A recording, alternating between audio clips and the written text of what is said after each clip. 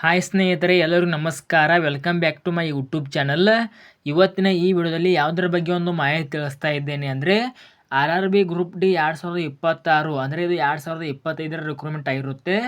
ಆದ ಕಾರಣ ಯಾರೆಲ್ಲ ಅರ್ಜಿ ಸಲ್ಲಿಸಿ ಯಾರೆಲ್ಲ ಎಕ್ಸಾಮ್ ಬರೆದಿದ್ದೀರಾ ಮತ್ತು ಇನ್ನೂ ಕೂಡ ಆಗಸ್ಟ್ 25ನೇ ತಾರೀಕು ತನಕ ಎಕ್ಸಾಮ್ ಇದೆ.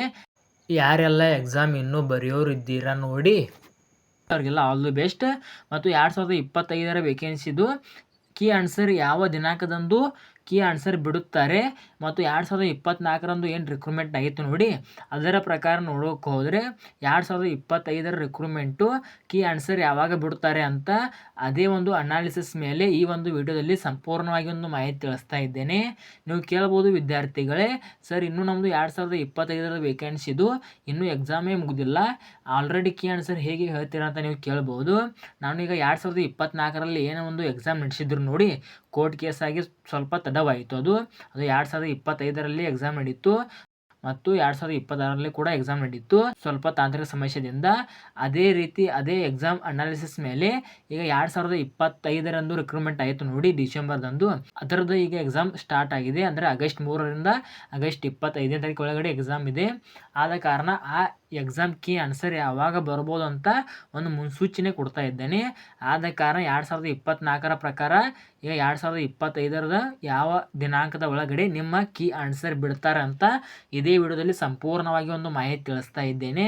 ಆದ ಕಾರಣ ಯಾವುದೇ ರೀತಿ ವಿದ್ಯಾರ್ಥಿಗಳು ಈ ವಿಡಿಯೋನ ಸ್ಕಿಪ್ ಮಾಡಿ ನೋಡಬೇಡಿ. ವಿಡಿಯೋನ ಸ್ಕಿಪ್ ಮಾಡಿ ನೋಡಿದರೆ ನಿಮಗೆ ಅರ್ಧಂಬರ್ಧ ಇನ್ಫಾರ್ಮೇಷನ್ ಸಿಕ್ಕ ಹಾಗೆ ಆಗುತ್ತದೆ.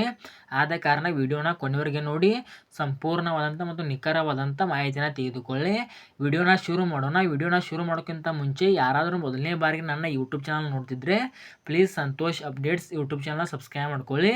ಹಾಗಾದರೆ ಬನ್ನಿ ಇವತ್ತಿನ ಈ ವಿಡಿಯೋನ ಶುರು ಮಾಡೋಣ. ಇಲ್ಲಿ ನೋಡಿ ಸ್ನೇಹಿತರೆ, ಮೊದಲಿಗೆ ಹೇಳಬೇಕಂದ್ರೆ ಏನು 2024ರಲ್ಲಿ ಏನು ಒಂದು ವೇಕೆನ್ಸಿ ಆಯಿತು ನೋಡಿ, RRB ಗ್ರೂಪ್ ಡಿ 2024ರಂದು ವೇಕೆನ್ಸಿ ಕನ್ಫರ್ಮ್ ಆಯಿತು. ಅಲ್ಲಿ ಟೋಟಲ್ ಆಗಿ 32,438 ವೇಕೆನ್ಸಿಗಳು ಖಾಲಿ ಇದ್ದವು. ಅಂದರೆ ಸೆಂಟ್ರಲ್ ಗೌರ್ಮೆಂಟಿಂದ RRB ಗ್ರೂಪ್ ಡಿಯಲ್ಲಿ 32,438 ವೇಕೆನ್ಸಿಯನ್ನು ಬಿಟ್ಟಿದ್ರು. 1 ಕೋಟಿ ಮೇಳಗಡೆ ವಿದ್ಯಾರ್ಥಿಗಳು ಅಪ್ಲೈ ಮಾಡಿದ್ರು. ಯಾಕೆಂದರೆ ಕೊರೋನಾ ಬೇರೆ ಬಂದಿತ್ತಲ್ವ ಅವಾಗ. ಆದ ಕಾರಣ ತುಂಬ ವಿದ್ಯಾರ್ಥಿಗಳು ಯಾವುದೇ ರೀತಿ ಕೆಲಸ ಇಲ್ಲದ ಮನೆಯಾಗಿದ್ದರು. ಆವಾಗ RRB ಗ್ರೂಪ್ ಡಿಗೆ ಅಪ್ಲೈ ಮಾಡಿದ್ರು.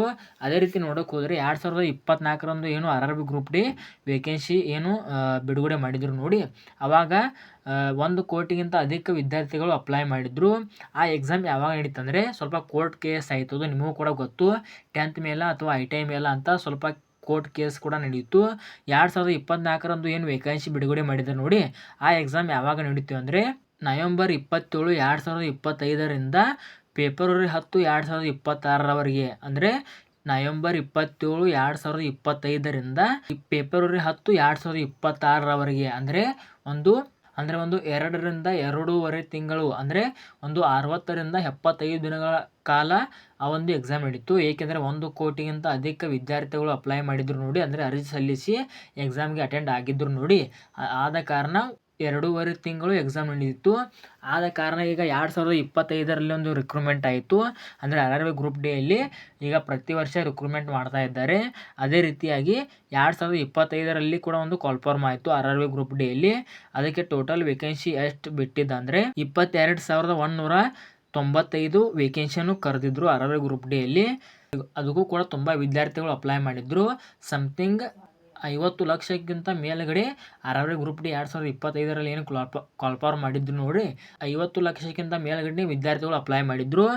ಅದರದ್ದು ಎಕ್ಸಾಮ್ ಈಗ ಆಗಸ್ಟ್ 3ನೇ ತಾರೀಕಿಂದ ಹಿಡಿದು, ಹೌದು ಸ್ನೇಹಿತರೆ, ಇದೇ ಆಗಸ್ಟ್ ತಿಂಗಳಲ್ಲಿ ಆಗಸ್ಟ್ 3ನೇ ತಾರೀಕಿಂದ ಹಿಡಿದು ಆಗಸ್ಟ್ 25ನೇ ತಾರೀಕು ಒಳಗಡೆ ಎಕ್ಸಾಮ್ ಇದೆ. ಇನ್ನೂ ಕೂಡ ಎಕ್ಸಾಮ್ ಮುಗಿದಿಲ್ಲ. ಎಕ್ಸಾಮ್ ಮುಗಿದ ತಕ್ಷಣ ಕೀ ಆನ್ಸರ್ ಯಾವಾಗ ಬರುತ್ತದೆ ಅಂತ ತುಂಬ ವಿದ್ಯಾರ್ಥಿಗಳು ಕಾತುರದಿಂದ ಕಾಯ್ದುಕೊಳ್ತಿರ್ತಾರೆ. ಅದಕ್ಕೆ ಮುಂಚಿತವಾಗಿ ಈಗ RRB ಗ್ರೂಪ್ ಡಿ 2025ರಲ್ಲಿ ಏನು ರಿಕ್ರೂಟ್ಮೆಂಟ್ ಆಗಿತ್ತು ನೋಡಿ, ಅದು 2026ರಲ್ಲಿ ಎಕ್ಸಾಮ್ ನಡ್ತಾ ಇದೆ. ಆ 2026ರ ಎಕ್ಸಾಮ್ ಕೀ ಆನ್ಸರ್ ಯಾವಾಗ ಬರ್ತದೆ ಅಂದರೆ ಈಗ 25ನೇ ತಾರೀಕು ತನಕ, ಅಂದರೆ ಆಗಸ್ಟ್ 25ನೇ ತಾರೀಕು ತನಕ ಎಕ್ಸಾಮ್ ಇದೆ. ಈಗ 2024ರಲ್ಲಿ ಏನು ವೇಕೆನ್ಸಿ ಕನ್ಫರ್ಮ್ ಮಾಡಿದ್ದು ನೋಡಿ, ಅದರ ಕೀ ಆನ್ಸರ್ ಯಾವಾಗ ಬಂದಿತ್ತು ಅಂದರೆ ಫೆಬ್ರವರಿ 10, 2026ರಂದು RRB ಗ್ರೂಪ್ ಡಿ 2024ರಲ್ಲಿ ಏನು ಕನ್ಫರ್ಮ್ ಆಗಿತ್ತು ನೋಡಿ, ಆ ಎಕ್ಸಾಮ್ ಮುಗಿತು. ಎಕ್ಸಾಮ್ ಮುಗಿದ ಕೇವಲ 7 ದಿನಗಳಲ್ಲಿ, ಅಂದರೆ ಇದು ಫೆಬ್ರವರಿ 10, 2026 ಎಕ್ಸಾಮ್ ಮುಗಿದಿದೆ. ಫೆಬ್ರವರಿ 17, 2026 ಕೀ ಆನ್ಸರ್ ಬಿಟ್ಟಿದ್ದಾರೆ. ಕೇವಲ ಒಂದು ವಾರದ ಒಳಗಡೆ ಅಂದರೆ 7 ದಿನದ ಒಳಗಡೆ RRB ಗ್ರೂಪ್ ಡಿ ಇದು 2024 ರಿಕ್ರೂಟ್ಮೆಂಟು ಕೀ ಆನ್ಸರ್ ಬಿಟ್ಟಿದ್ದಾರೆ. ಈಗ ಅದೇ ರೀತಿ ನೋಡೋಕೆ ಹೋದರೆ 2025ರಲ್ಲಿ ಏನು ಕನ್ಫರ್ಮ್ ಆಗಿತ್ತು ನೋಡಿ, ಈಗ 2026ರಲ್ಲಿ ಎಕ್ಸಾಮ್ ಸ್ಟಾರ್ಟ್ ಆಗಿದ್ದಾವೆ. 25ನೇ ತಾರೀಕು ಆಗಸ್ಟ್ ಎಕ್ಸಾಮ್ ಮುಗಿಯುತ್ತವೆ. ಈಗ ಅದೇ ರೀತಿ ನೋಡೋಕೆ ಹೋದರೆ ನಿಮ್ಮದು 7 ದಿನಗಳ ಒಳಗಡೆ ಅಂದರೆ ಆಗಸ್ಟ್ ಸೆಪ್ಟೆಂಬರ್ ತಿಂಗಳು 1ನೇ ತಾರೀಕು ಕೀ ಆನ್ಸರ್ ಬರ್ತದೆ ನೀವು ಕೇಳ್ಬೋದು. ಹೌದು ಸ್ನೇಹಿತರೆ, ನನ್ನ ಪ್ರಕಾರ ಈಗ ಏನು 2025ರಲ್ಲಿ 22,000ಕ್ಕಿಂತ ಅಧಿಕ ವೇಕೆನ್ಸಿಗಳು ಕನ್ಫರ್ಮ್ ಆಗಿದ್ದು ನೋಡಿ, ಅದರ ಕೀ ಆನ್ಸರ್ ನನ್ನ ಪ್ರಕಾರ ಈಗ ಆಗಸ್ಟ್ 25 ತಾರೀಕು ಎಕ್ಸಾಮ್ ಮುಗಿಯುತ್ತವೆ.